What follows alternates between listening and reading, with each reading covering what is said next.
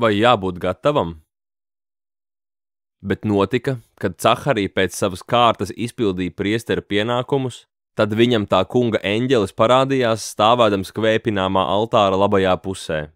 Caharija to redzēdams izbijās, bet eņģelis uz viņu sacīja: Nebīsties, Caharija, jo tava lūkšana ir paklausīta, un tava sieva Elizabete dzemdēs dēlu, un tu viņa vārdu sauksi Jānis, un tev būs prieks un līksmība, un daudzi priecāsies par viņa piedzimšanu, jo viņš būs liels tā kunga priekšā.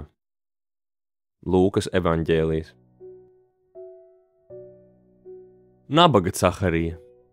Pēc mūža, kurā piedzīvotas neskaitāmas vilšanās, viņa priekšā pēkšņi parādās eņģelis, kurš paziņo, ka viņam vecumdienās tomēr būs dēls.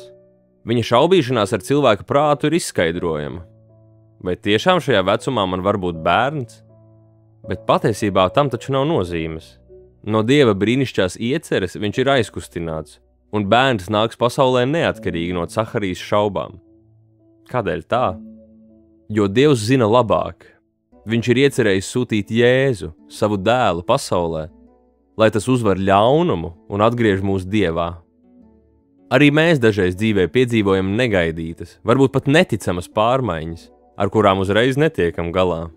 Tāda ir cilvēka daba. Taču Dievs par mums rūpējas, un viņš visu dara ar nodomu. Neatkarīgi no tā, kas mūs sagaida, mums ir Jēzus, kurš mūs mīl tik ļoti, ka mūsu dēļ upurēja savu dzīvi, lai mūs atpestītu no ļaunuma.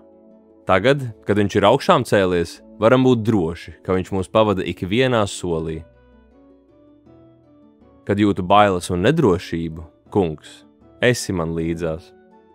Āmen.